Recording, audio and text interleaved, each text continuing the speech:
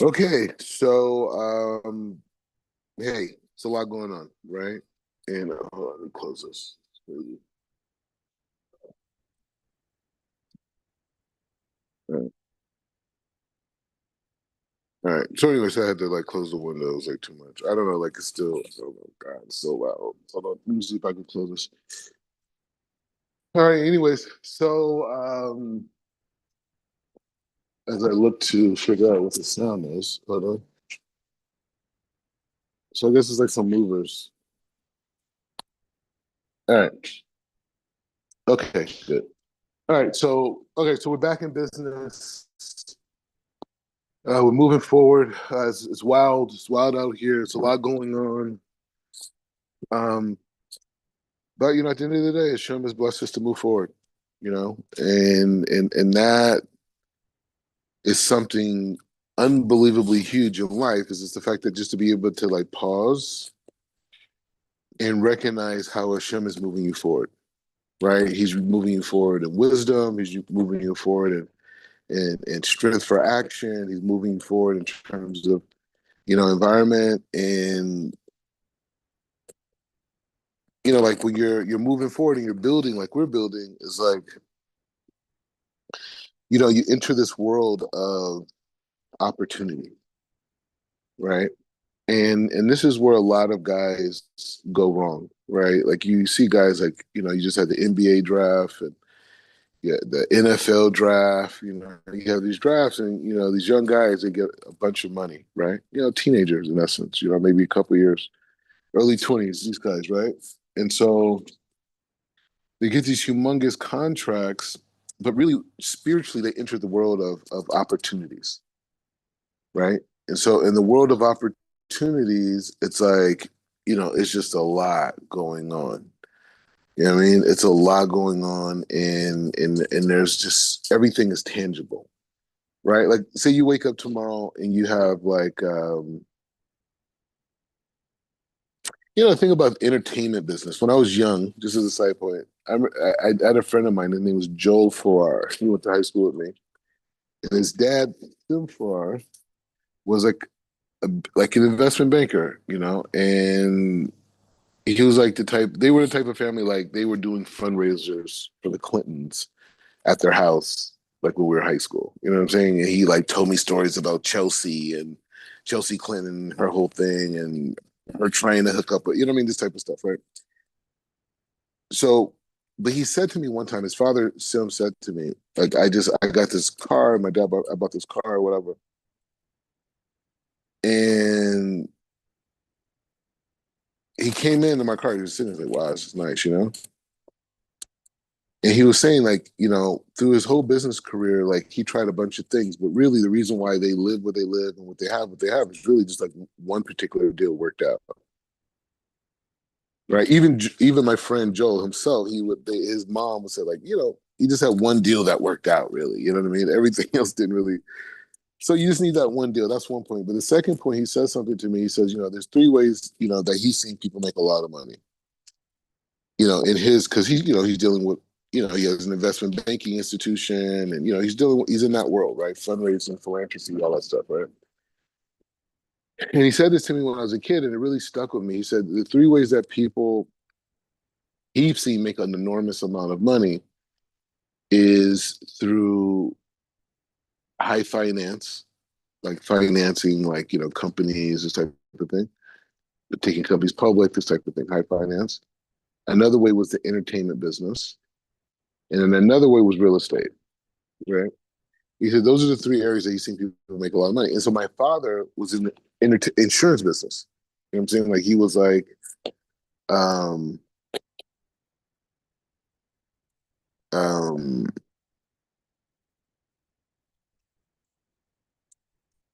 he was in. So I said, I asked him about insurance. He said, "Yeah, insurance is good. I've seen guys make money in insurance, but it takes a lot of time.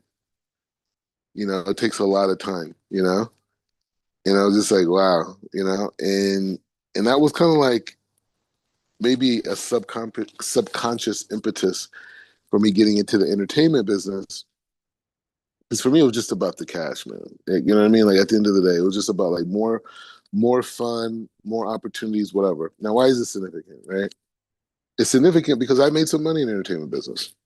You know what I mean? Like I made some money, and there were times where I woke up and you had wire deposits that came in, and you wake up and you're laying in the bed and you're thinking like this is before yeah, I was blessed with the Torah, all these things, but you lay in the bed and instead of saying Modiani, right, you're sitting there thinking like, what do I want to do?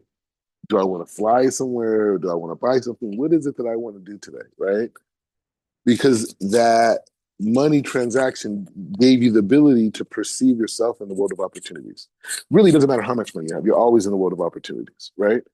But you get into this world of opportunities, it's a very dangerous place because in a world of opportunities, it's everything's tangible, right? Like a guy who doesn't have that much money, yeah, he has his dating pool is very limited. But a guy with a lot of money, now he has the problem. I know everyone doesn't like Kanye, but he said some profound things about his life, in my opinion. And one of the things he said was, he was talking about, Kim Kardashian when they first got married. And people are making fun of him, like, why'd you choose this girl, this type of thing. And he said something that was really profound. He said, you guys don't know what it is to be Kanye West and to meet someone who doesn't like need you for money. Like someone who doesn't need you for anything, like just wants to be with you, wants to match energy, And you could look at it and you could look at it and be like, what are you talking about, blah, blah. But like, just think like, if you're a rich guy, everybody you come in contact with is already like plotting in their head, like, how can I get, like, not that they're against you or they don't appreciate you, but they're like, at least let me like hit like, at least give me 5, 10 grand, bro. It'll help my life a lot, It'll help my life a lot. Give me like 10 grand. Come on. You're a billionaire. Give me, you got $100 million. What's 10 grand? Give me 10 grand. But that's everybody you meet, right? So after a while, it becomes like you start to resent it. You start to think like, wow, like you only care. Like when you see like these entertainers and people flipping out on like paparazzi, like what are they flipping out about? Because they know that the person's not really taking a picture of them. They're taking a picture of Justin Bieber, which is this pop star, boy band, boy guy, and blah, blah, blah. And if I wasn't here, there'll be another guy. His name may be Paul James, whatever. But the point is just saying he would be there in my place. Right. And it's that same feeling that like people just wanting you for these aspects that you just kind of like been endowed with. So the world of opportunities is like you could draw a lot of things to you, but the question is it what is going to get you to your next level? Right. And so our situation is even more crazy because we're talking about spirituality. Like, Kanye's issue is like, choosing a decent girl. You know what I mean? Oh my God, maybe I shouldn't have chose this one. I should have chose that one. No, we're here, we're choosing spiritual paths. And um and um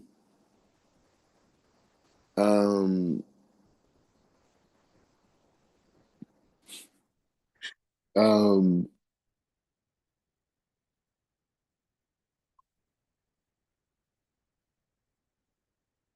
I just lost my train of thought. Anyways, so that's what they're doing. With us, we're dealing with, spiritual paths, right? We're dealing with energy connections, right? And so how do you know?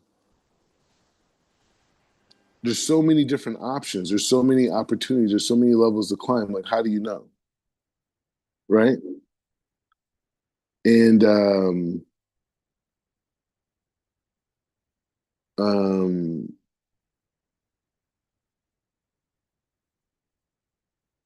anyways, it's just a different level, and even though we're not like, on the cover of GQ magazine, and all these other things that they have like built up in our society, nevertheless, what we're doing is like we're still like pioneers, like moving forward, right? I mean, it's not like, the NBA always wasn't like a big thing. You know what I mean? Like there was a time when the NBA was just kind of like this small league and this, you had this basketball players. Now it's like this huge concept. America wasn't always big. It was like 13 colonies, huh? So, this is where we're at now. And we just want to continue on this path of just like connecting to that like inner Mashiach consciousness. And that inner Mashiach consciousness is is being connected to everything. Right? I'm just saying, like at the end of the day, if there wasn't a desire to control people, right? Like just say like there were people that existed that say, hey, you know what? We have this kind of like information of how the world works and how people work and how they function, right? So if we go somewhere and people don't know how the world functions or this, or maybe they think they know, but they really don't know. Well, conceivably, we could, go there and create a relationship and over time, you know, um, obtain a certain level of power and influence. Meaning that, like, well, if you know that a man's strength comes from him having a family, and it behooves you to have men in your society that are not strong, because it could challenge your authority, right? Because you have a desire for control, you have a desire for power, right? So if you knew that and you had that desire, perhaps you will start to spread information that having a family is not good, right? Because once you disconnect a man from his family, he kind of like he wonders. He doesn't know where he's going next. He's trying to figure it out, right?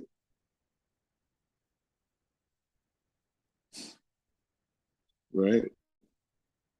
So maybe there's people that know how the world functions, all the stuff that we were reading on Sfaria and all these deep ideas of how the functionality and the Ein Sof and the souls and the lights and all this. Maybe they know this too. Maybe they've known it for a long time. Maybe their great grandparents knew this, and I'm not saying because they're Jewish. I'm not saying that at all. The Enlightenment movements in Europe that led to America were Christian.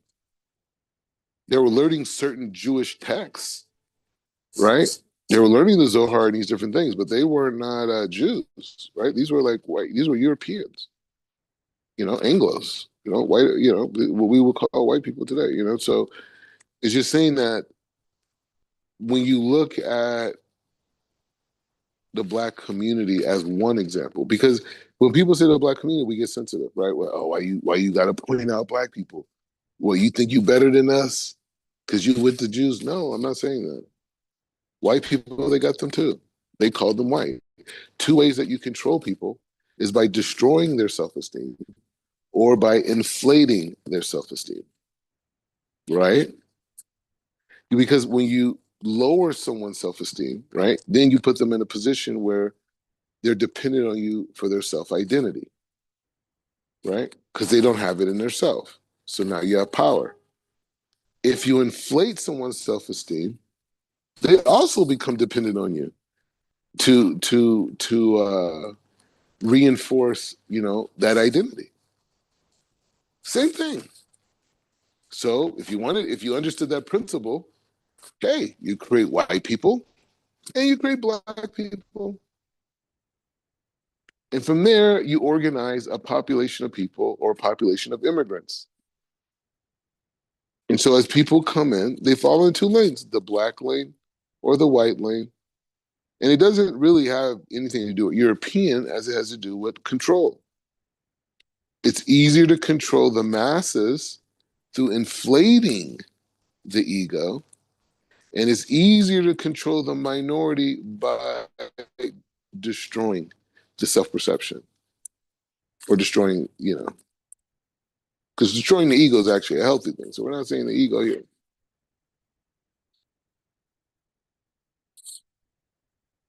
right?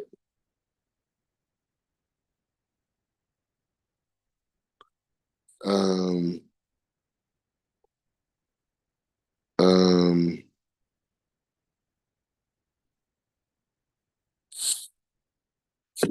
anyways, so maybe that's what we're up against, right? Maybe we're up against energies, right? Maybe it's not racial. Maybe it's energetic. When we look at the quality of food, when you look at the quality of education, and you look at the information and the influences that are given to us, I don't know, man. That seems like a pretty concerted effort. I mean, it's like everything around us, no? Like, I mean, the whole thing, like, this is like, this is not like by accident. I mean, someone sat and thought this out, right? After the civil rights movement, someone came and thought out how to put a chemical, right, in the community, right, called crack, right? Somebody thought of that was made in a lab before it was put on the streets. And it had to be something that was simplistically that, someone, okay, so you wipe out a generation.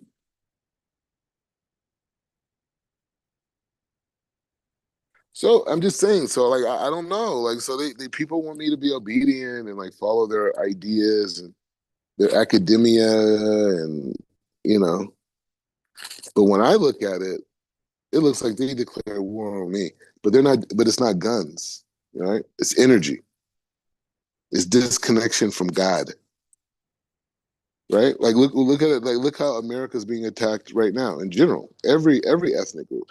I'm just explaining from the black perspective because if anyone had any intelligence, they wouldn't follow the brainwashing. Like oh those poor black people.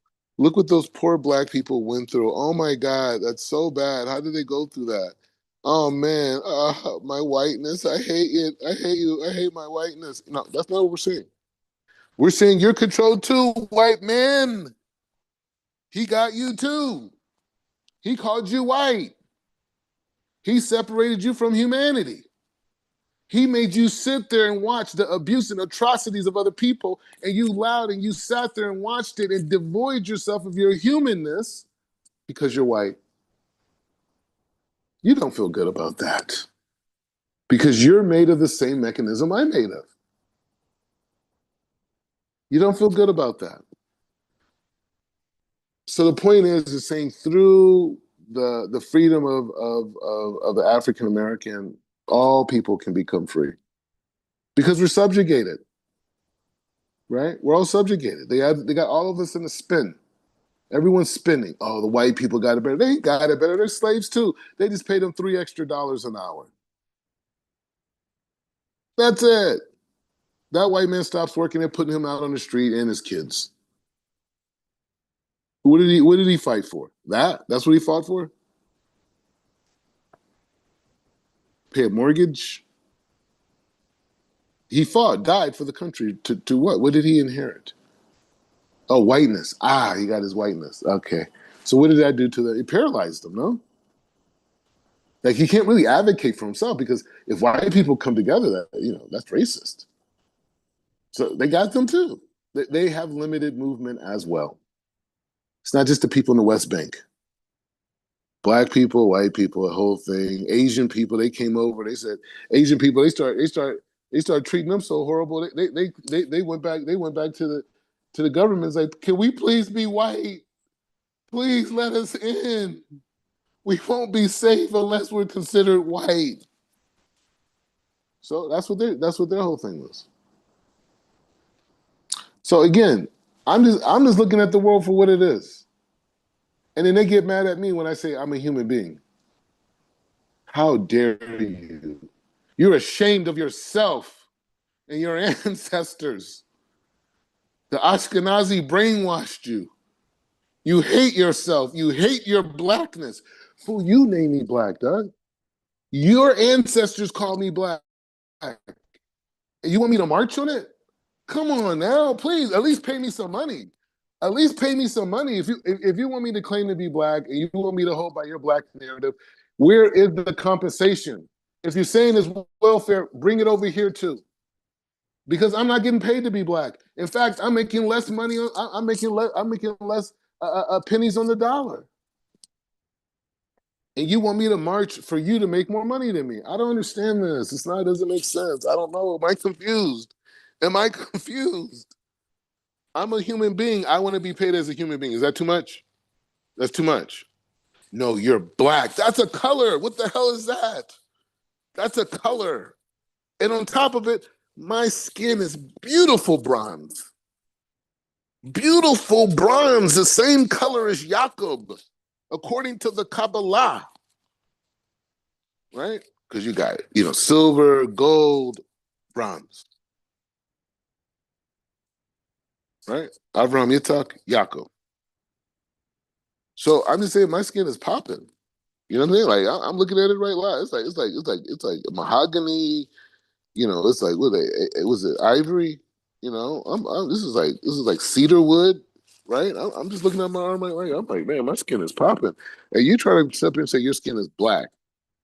Well, why are you saying that about me? What does that mean to you? You calling me black? You know my skin ain't black. Why are you calling me that? And you ain't white, fool. I mean, you could be like, I have seen some white people. Though. I'm not gonna lie, I have seen some white people, but they're like mostly from Europe. They're like on those weird, like real Caucasus Mountains type stuff. But the white people I see there, I mean, some of them are like kind of like pinkish. Some of them are kind of like, they may got a little. I don't know, like I don't know if you call that a tan, but some of them have, you know, a, a, a, a I don't know, nutmeg, nutmeg is that a way to say it? They have like a nutmeg, like I'm talking about the stuff you drink during Christmas. And the thing about it, that was a good part too, because my parents, we grew up Muslim, right? And so my grandmother, devout Christian, like in the choir, traveled around the world singing, playing. I told you she had an organ in the house, you know what I mean, and a piano. She'd just get on the organ, and just start going. But bless her memory, her soul should be elevated. Marie Reinhardt, she should be elevated in Shemaim. But the thing is, it's like, but I remember doing around Christmas time, my parents were like anti-Christmas everything, right? But that we would always have nutmeg, and nutmeg that it was just good. But so I've seen some of my European brothers and sisters, they had a nutmeg thing going, right? If you want to call that white, you can. Eggshell, eggshell. My ex is holding. I'm just saying it's a certain color tone, right? So the point is saying they're not white either, right? I mean, I don't know what white is. I don't understand. So I'm working through these things. This is where the Torah has pushed me to. The Torah said this is the reality that God has created. And then now I have to reconcile this with what seemingly is madness that I was exposed to growing up in the public education system. The same education system that educated my parents and my grandparents and my great grandparents and my great grandparents. And I don't even know if my great grandparents were even in the public. I mean, they were, but they weren't even allowed to be in regular schools because they were black. Again, this black thing keeps coming up. And every time it keeps coming up, there's a rejection. You're black, you get less money. You're black, you get this less. So again, you want me to be this. No, see, this is where they get us though. They don't say that's what we want you to be. They say that's who you are. That's who you are. And so now we've been learning the Ramchal, and the Ramchal tells me that actually I'm a set of lights coming from the endless world. Right? And then I came into this world cloaked into a soul, right? Just like a kid who has a backpack, he going to school, right? My soul is the backpack. The rulers, the notebook, the calculator, everything that's inside the backpack is the unique lights that are me. That's what the Torah says. That's what the Kabbalah says I am. So how do I reconcile that? How do I reconcile that? Because fools like, no, you were a slave. Yes, you were. Yes, you were. Us white people, we slaved you. Yes, we did that. We came to Africa and we snatched you. Yes, no one defended you. No one defended. We came and took. Okay. or we bought, whatever. But we came and we brought you back here and we gave you new names and we created this amazing country and we allowed you to stay after we decided we didn't need slaves anymore. Yeah, that's who you are. But the Ramchal, the Kabbalah, the Zohar, the sages, Chazal, they say, no, you're actually a set of lights. And the lights that you are the very lights that the world needs to continue itself. I'm here to perpetuate the purpose of creation, which is the bringing of the Mashiach. That's why I'm here. That's why I'm here. Now, again, I go to school. School says, yeah, Jim Crow. Jim Crow. Abraham Lincoln.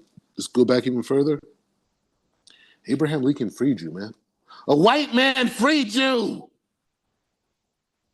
Wait, I thought God was in control. God didn't free me. God freed the Jews. The Pharaoh told him to leave. Pharaoh said, get out. Pharaoh said, leave, go, right? Now he reneged on it. But the point is, he told him to go. But I never heard a Jew say, hey, man, thank you, Pharaoh, for freeing us. Pharaoh, thank you. No, I've never heard a Jew say that in my life. I've never read a literature. Thousands of years they've been talking about this. They say God freed us on the 14th of Nisan. God. So wait, God didn't free me though. Abraham Lincoln did. Right? You see how they play me. They play me. They acting like I ain't me. You know what I'm saying? They're playing me right now. They acting like I'm not divine. They acting like I'm not an expression of Hashem. They trying to play me right now, bro. Like, come on now. They trying to play me. You this. You no longer control my identity anymore. You may have affected my ancestors, but they didn't believe you. What is the proof? I am here. I am here. And I continue to pursue truth. My parents continue to pursue truth. My grandparents continue to pursue truth. They continue that. So they never believed you. They just acted like they did. They didn't believe in your degrees. They don't believe in your Oscars and your Emmys and your social status and your PhDs. They don't believe in that. My mom does not believe in her PhD. She knows it means nothing. She knows that. I'm her son. But it allowed her to do things that were important to her. But again, that's how I'm rolling. That's how Yeshiva's rolling. Why are you trying to play me that I'm not divine? The conversation's over now. There's no more negotiations with you. It's over. There's no more negotiations with you. You've already proven yourself to be a liar. You've proven yourself to have no light, no wisdom on your own. Because if anybody had access to true wisdom, like we're talking about, they would know that their connection to the light force of God comes through the empowerment of his fellow man. You got to be wicked to have some of this wisdom and want to use it to subjugate people. You got to be wicked. That's a wicked soul, right? So that's who you're talking to out here. These people are wicked. That's why all this like weird Epstein stuff and whatever's coming out. These people are wicked. They have knowledge and they use it against people to subjugate them. And they're going to burn. They're burning in this lifetime and they're going to burn in the next time. It's period. We need them here because we need to see who we are. We're the righteous. We're the ones who fear Hashem. Right? We're the ones who want to see all of humanity achieve its potential. We just want to be a part of it. We don't need power. But again, a lot of people want to come and they want to teach Torah and these different things and, hey, this and blah, blah, blah. I'm not going to play you. If you don't get away from the narrative of the world, that the narrative that the world gave to you, you ain't got no Torah. You got a bunch of facts, some creative words and this, blah, blah, blah, blah, all that. No, they're playing you. All these sages, all these groups, they erase whiteness from themselves. They don't talk about that. The Ashkenazim remove themselves from whiteness. What do you think these movements are? Satmar, Chabad, Breslov. Why they dress the way that they dress? What, they just don't get it? They don't get it? They don't get it, right? They're in the olden times. No, they have separated themselves mentally from the European way of thinking. And that's how they were able to survive. So when you read the Sefers, go and read the Tanya. The Tanya is about the soul. It's about the neshama. That's what the Tanya is. The Alter Rebbe wrote a sefer about the neshama, and not just the neshama Bakwal. He said about the Benoni, and he explained a particular aspect of the soul that struggles and builds in the spirituality. I mean, he touches on other things too, of course. I'm not an expert on Tanya. I'm not claiming to be. But the point is that I've learned the sefer, or at least chapters, right? And I learned it a lot with people from that Masorah. I was just at a wedding last night, you know. The Chala and Katan should have great success, right? And so the point is just saying that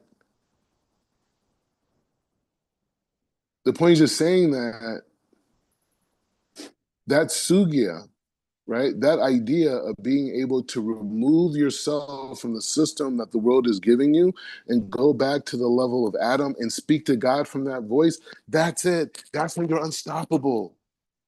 That's when you're unstoppable. Without that mechanism, you're still a slave. You'd be sitting around talking about, yeah, I converted to Judaism. You know, you got your Hasidus outfit on and your strimal and your hat and this, and you sitting there and you performing for them. You performing for them. You're like, hey, I'm super Negro, man. So, let me in your house. Would you so kindly kind to my children and let them play with your children? That's what you'll be at. That's all you will be at. You will not become great. You'll be a mediocre guy. You'll just be hanging around some people and you feel like, oh, well, I'm the chosen Negro because I get to hang around Jews. Yeah, I'm special. You know, the Jews have a lot of, you know, they're the chosen people and they have a lot of influence, and I'm part of that, and you know, blah blah. But then that's what you say outside, but inside you resent every minute of it, right? Oh, everyone's racist. This, blah, blah, blah, blah. It's like this duality, but that's not what this is about. If you don't build your relationship with Hashem, you don't need nobody. Everything else is just community. Community is not something that I need. It's something that God has commanded. I'm good. I'm good. Right? I'm good. So God commanded that, right? God commanded that, that we should have community, that we're Am Israel, right? Okay, I get it. I'm with it, right?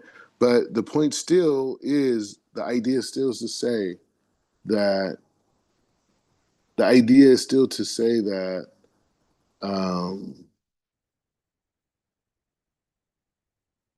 you're here to become greater beyond imagination. And that's why you want the Torah. That's why you want it. You want to be able to experience something greater than the confines of who you are. And something inside of you is telling you that. And that's why you want to connect to this wisdom. That's why we're learning right now. That's why people are listening right now. It's not to be Jewish. That's a byproduct. That's a byproduct. If you really have a soul of Israel. Like, it's this guy, I'm not even, it's some guy, you see these people in Jerusalem. This is this guy, Asian guy, right? I see him around a lot. And it's like, he's on some like, he's hanging around the shul, this, he doesn't know if he wants to convert, this, blah, blah, blah, this whole thing. It's like, bro, he's not Jewish. He doesn't have a Jewish soul. A person who has a Jewish neshama is what you guys are doing. You want to learn. You want to go. You want it now. Give it to me now. It's almost violent. Give it to me now. Right? So that's a real one. That's somebody real. This other stuff is weak. It's weak. It's lightweight. These people come and go. Oh, I want to hang around the Jews. I want to hang around the Jews. Oh my God, I'm so special. Brukata, Noi, Helman Kalam, Shako, nah, bro. You know, that's what they're on. I'm wilding out today, I know, but I'm just saying, like, I was at a wedding last night. But the point is, I'm on a high, right? Like, spiritually, right? And so, but that's what they're on. And I'm looking at, I'm like, bro, get out of here, man. Why you up in my face, man? Like I'm on like life or death on this, bro. You know what I mean? Like this is not a game for me. You know what I mean? Like this is reality. This is breathing. So don't come in front of me with that weak stuff. You know, this girl hit me up on the internet and she was like, "Yeah, I want to convert." Blah, blah, blah. I was like, "All right, cool." You know, she was like a doctor. You know, had her thing going. Bro, she tell me she's dating some Jewish guy and she wants to convert because that's only her family's gonna get accept her. Bro, I was like, I told her like this. I was like, "Hey, for all your money, okay? I'm a real one. You are not. You're going to convert to another religion for some other people? What is wrong with you? Like, you're just spitting on the whole system, the whole situation. Oh, because you want me to enjoy it, I'm going to enjoy it. You know, it's just like, what? Like, and on top of it, the guy's not even religious. You know what I'm saying? It's not like she met a religious guy. And he's like, yeah, you know, mom, like, you're really amazing, but I can only marry if you're a Jew. I understand. I respect that. That happens, right? Women are attracted to men of holiness of all nations, and you don't know who has a Jewish soul. But the bottom line is like by her, she's like, nah. I was like, bro, that's like slavery. It's like you can't come at me on that. Like I'm free. I'm a real one. This is real by me. Like I came in. I want to learn. I want the wisdom of the universe. I'm not worried about some woman convert for some woman. What do you? What is that? What is that? And somebody be like, well, maybe that's her way.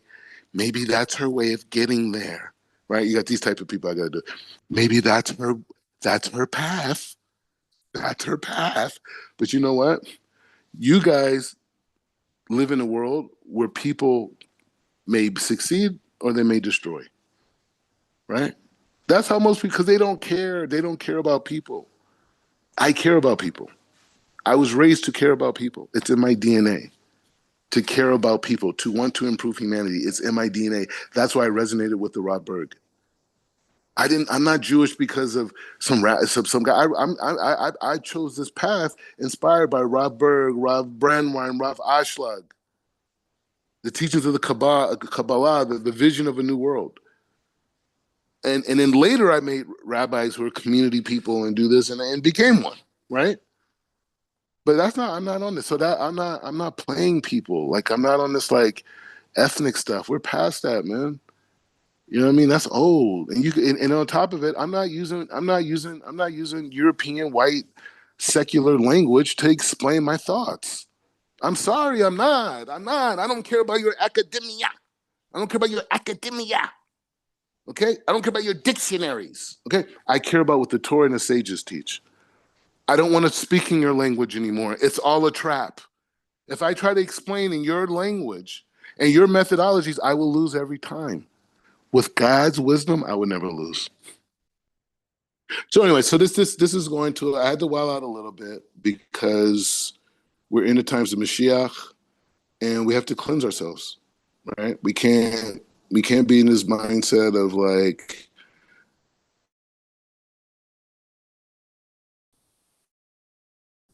holding.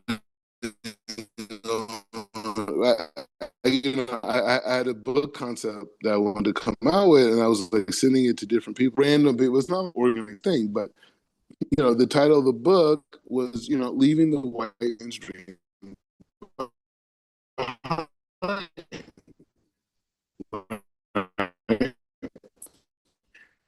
Now, I don't know if I'm going to use that title. It's not an attack against white idea of through these colors, this color sequence. Okay, hold on. So anyway, so we're on chapter 4 of the temple. Yeah, chapter 4 of the temple. There's too many things on right now. Hold on. Okay. At the temple in chapter 4, If you remember, last chapter we were learning by the temple was, um, really dealing with the menorah, the internal stuff, where everything is placed. Okay.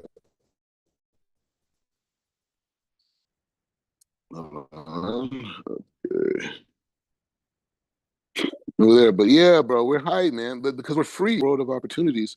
But the thing is, the only way to survive, and this is where these guys fall at, these NBA guys, these young guys, the only way to succeed in the world of opportunities is by understanding how light manifests and how light disappears, how light's blocked, how light's revealed, right? The things that we're learning. Because how else do you make what's a good decision, a right decision? If I have hormonal desires, I'm a 21-year-old guy, right? And I got a bunch of money. Like you see, this guy was named Joe Morant. This guy is that his name? Joe Morant. Really talented guy, right? This guy gets $100-some million contract. They got this guy in a strip club, bro. Like with like 100 racks, 200 racks on the ground in stacks, right? 200,000 racks, bro, just on the ground with strippers. Perfect example. He does not know how light manifests and how light leaves. He's just thinking externally. He's just thinking, hey, I want pleasure. I receive pleasure with women.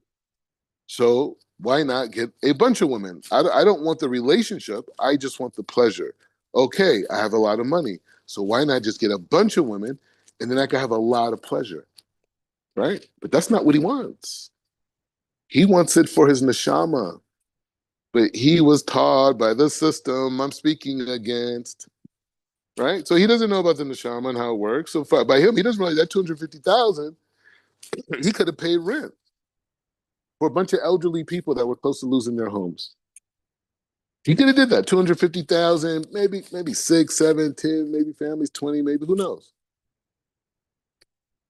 right? But he doesn't know how light manifests. So he's like, hey, I just want that pleasure, bro. I'm empty, bro.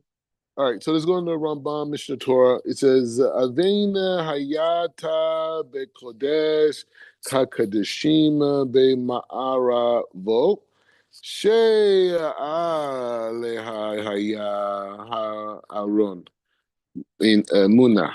Okay, so he says the ark, wow.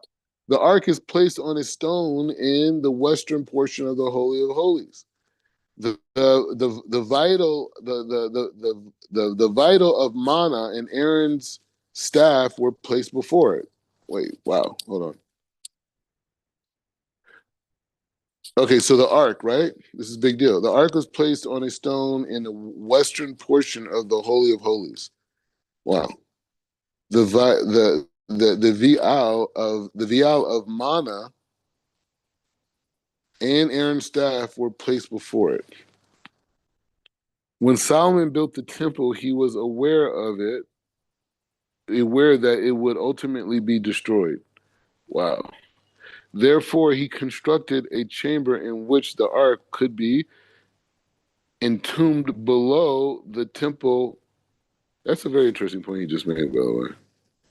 He said when Solomon built the temple, he was aware that it would ultimately be destroyed. Now, why is that a big statement? Because the Zohar makes a statement, and I don't know, I don't have the exact portion, but it's a very popular idea in the Zohar that neither one of the first or second temple are not the real temples, but really the real temple is the third temple, right? And the third temple is going to be what stays forever. Therefore, he constructed a chamber in which the ark could be embalmed. Wow. So if there's like ballistic missiles that come in, right, that it would kind of like self-collapse on itself. Look at the genius of this. This is crazy. It would kind of like collapse on itself below the temple building in a deep maze-like vault. Are you kidding me? Wow. So there's basically they're saying like the temple that I mean, if I just read this, it sounds like the ark is underground somewhere here. King Joseph had commanded that the ark be embalmed in the chamber built by Solomon, as it is said. And he said to the Levites who would teach wisdom to all of Israel, Place the holy ark in the chamber built by Solomon, the king, the son of David, king of Israel. You will no longer carry it on your shoulders. Now serve the Lord your God. When it was embalmed, Aaron's staff, the Vial Amana. So I guess I'm trying to understand what the Vial thing. Maybe you guys know it. He says the oil used for anointing were enclosed within it. Wow. All of these sacred articles did not return in the second temple. Similarly, the Urim Turim that existed in the second temple did not answer with the Haruch Kodesh. Oh, wow. Divine inspiration, and questions were not asked of them. Like the Kiruvim. He said, and questions were not asked of them, as is stated in Ezra. Until the priests will arise with the Urim Turim in the second temple, they only made them to fulfill the requirements of the 8 garments for the high priest. So I guess it's the breastplate.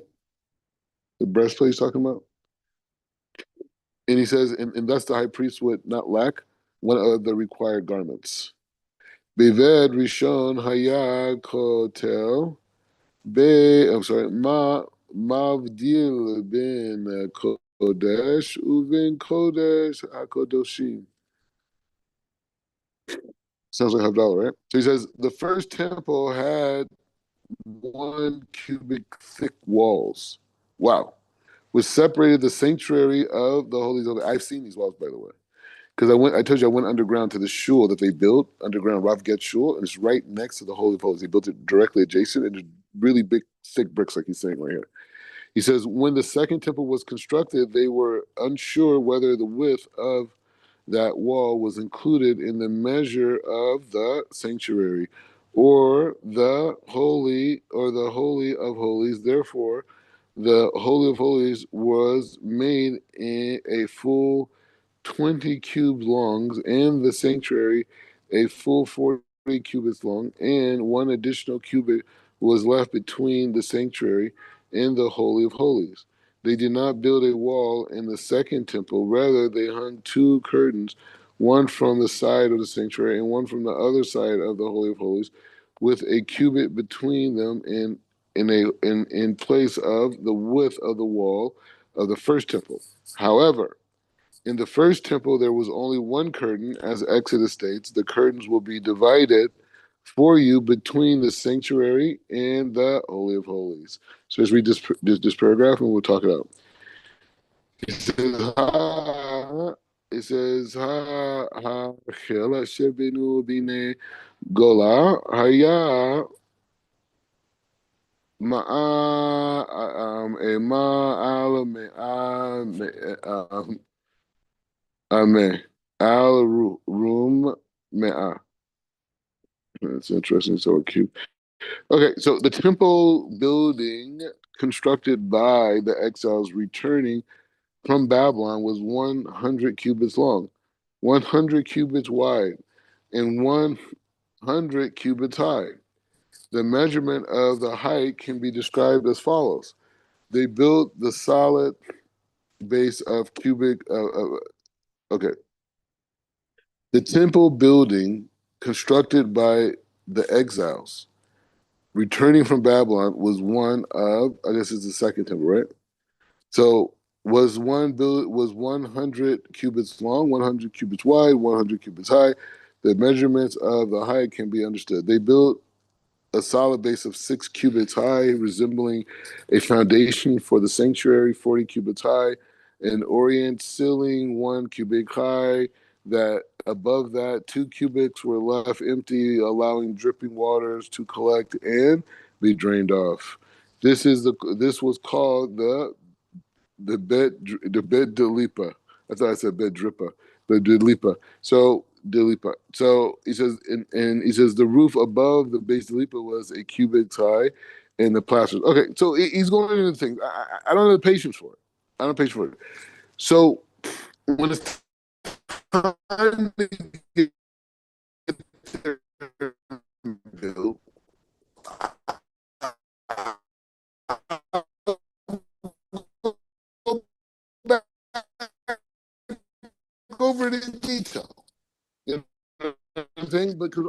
these things mean so. So for me, it's hard for me just to like read it and just go to the next. So it's class. This is my independent, right? And so we learned out that this idea of the ark, in the same way that the mishbeach, you know, the the altar, I guess you call it that. You know,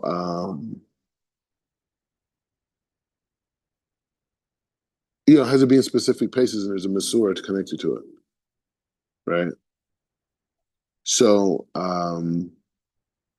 we're building, and the more we could connect these tools of Mashiach, and we connect those tools to living the life God created for us. I get it. I'm down with everything, and like I'm saying, I'm not saying, hey, person go to a job interview and be like, I ain't black. I listened to Rabbi Mordecai share this morning. I ain't black, right? All right, you guys go ahead, jump in.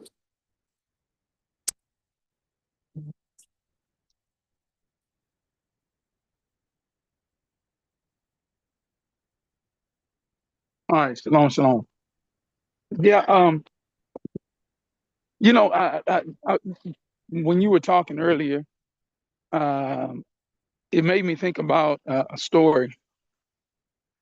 There's a there was a slave trading chief out in the Congo, right? And he had a son, which his name was Zamba. And Zamba, one day he decided that he wanted to go on this. He wanted to buy land in the New World, and this is a true story, by the way.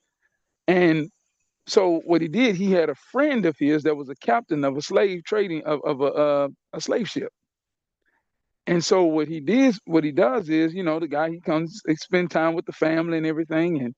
And what he does is he makes an agreement to go to the New World, look at some property, and purchase it. And it was his goal to be, dealing in real estate, to own land here in America. It wasn't America at the time, but in America, and become the wealthiest man on the Congo, on the Congo River. And what ends up happening is that the farther he got out into the Atlantic on this ship, the slave ship, by the way, his reality began to change more and more and more. And what's interesting is that by the time he sees the condition of slaves and so forth, but by the time he gets to the Americas, to America, they sell him into slavery, and he never sees the Congo again. But he does get somehow he gets freed, and he gets sold, and he's back in Europe. And when he gets there, he writes a book, and this book talks about all of the dynamics of the slave ship and whatnot, right? And so, but what happens is that he makes this comment that was very profound. He said, despite all of the evils and all of the betrayal and all of the atrocities that I've seen, he said, it was God Almighty that allowed me and even blessed me to go through this process in order to be the man that I am today. And his issue was that the world around him saw him as as a black man. He didn't see himself as a black man, but his error was that he forgot how the world around him saw him. And what that tells me is that, just really talking about, just listening to what you were saying earlier, was that we can't forget, we can't lose the wisdom and understanding of how the world sees us. However, how we see ourselves is what's most important. But then also building the boundaries, and I believe that that's what the Torah is. The Torah is that boundary, that fence, that wall of protection that keeps us conscious of who we are and the technology that we have. but that when we give ourselves over to another because of our own desires, I believe that that is where we are conquered. That's where we end up we end up entrapping ourselves, you know. And so it's a true story. His name is Zamba. You can look it up. But he wrote a book, and the book came out like in 1847 or something like that. But the idea is that he he failed to understand how the world saw him. But I think that if we understand that the world sees us as black, then what we do is not, we don't see ourselves as black. We understand that they see us as black, but we move on a different level. We move on a total different plane. It can't, because of how they see me, it doesn't change or dictate my behavior. My behavior is based upon how my father sees me. And so Toda.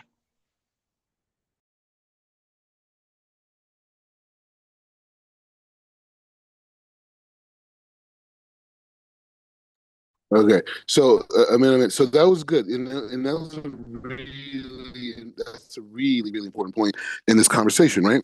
Because the idea is to say like, well, no matter how I see myself, the world is going to see me a certain way, right? And that's a very big concept, right? Like, how do you reconcile that idea, right, of how other people perceive me, right? Now the thing is that, like say you have a guy, right? And the guy, he's, I'm gonna call him a sleazeball, right? Meaning that he's the type of guy, who kind of like creeps around, and he's looking for a girl, just kind of like, he wants to just have his fun with her, and he wants to be on to the next girl. This is his thing, right? I met guys like this, right? And so this guy is is communicating in a way that gives the impression to the girls that he reaches out to that he's a great guy, he's trustworthy, he has good intentions, all these things, right? So she perceives him as being a nice guy to the point that she gets comfortable, she feels safe, whatever. And then he gets what he wants, and then he does his thing, and then afterwards she doesn't see him as such a nice guy, right? Now, the thing is, this is life in general. Now, there's another concept, which is, say, certain guys who dress like this tend to be players, right? There's certain guys that dress like this that tend to be players, right? Forget about the other example, just the guy who has an intention, he presents up. But let's say there's that guy doesn't have this particular look, but there are guys who have a particular look and they have a certain mindset, and that mindset functions in a certain way. And so a girl can say, oh, that guy looks like a player. I'm not going to talk to him. Or I'm going to walk in the other way. I don't want to deal with a player, right? Because she perceives that this is what that is. Now, my thing as a human being, right, is to say that the perceptions of the world, what is the basis of their perceptions?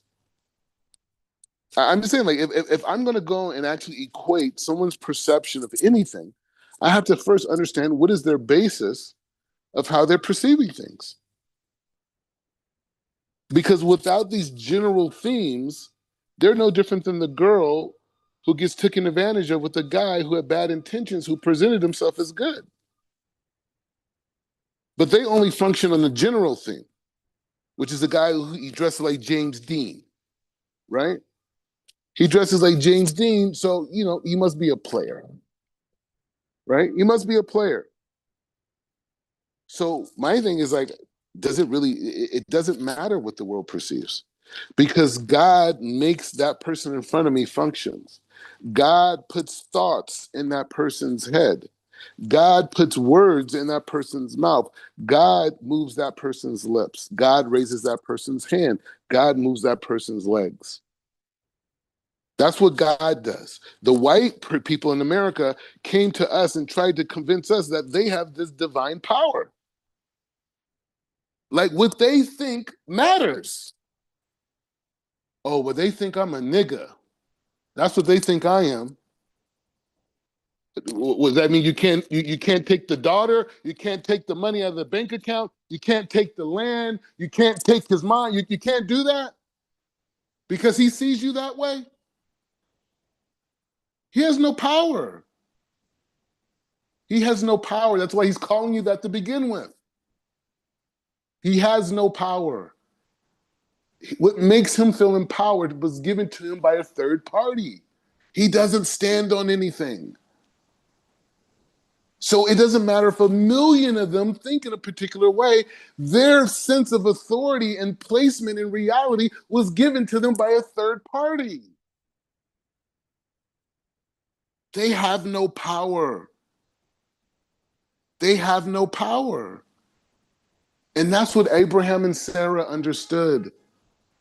These people have no power. Their understanding of reality stands on nothing. Yosef Asadiq was coming out of prison. He understood Pharaoh had no power. I'm going to show him how to make a better world. They have no power. So it doesn't matter what the world sees me as. They have no power. The only thing that has power is my dibor with Hashem, my speaking Hashem's words, my purity, my disconnection, my Shabbos, my Yom Tovs, my bracha, my brachot, all these things. They have no power. This is the lie of America. They have no power. Please, let's understand this. It doesn't matter if a million people come up to you and say you are a nigga. They are all your students. They're all your students. They don't know how to speak any differently. They're sick. They're sick. They're not well. They've been told that they're white. They're not well. They're unhealthy people. They were told that they're better than other people because of their skin tone. They're not well. I'm the doctor. I'm the doctor. Okay, they come in cussing me out. What do you think happens at a psych ward? Go to a psych ward. Visit someone in the psych ward. Oh, they're cussing me out, man. They're cussing me out. I'm offended. They're crazy. They're crazy. They're killing and hanging people. These people are crazy. They're sick. And the people who believe them are also sick, right? The black disciples, the loyalists to white supremacy. Oh, man, we got to overcome this. We got to beat this, man. We don't need a direct channel with us in the shum in terms of a life word. Nah, man, we got to conquer this white supremacy, man. Let's organize. Anyways, so keep this thing going. We love everybody. We love all races, right? But races don't exist. They don't. If you want to segmentize, say nation. Hi, you don't know your nation. Okay, so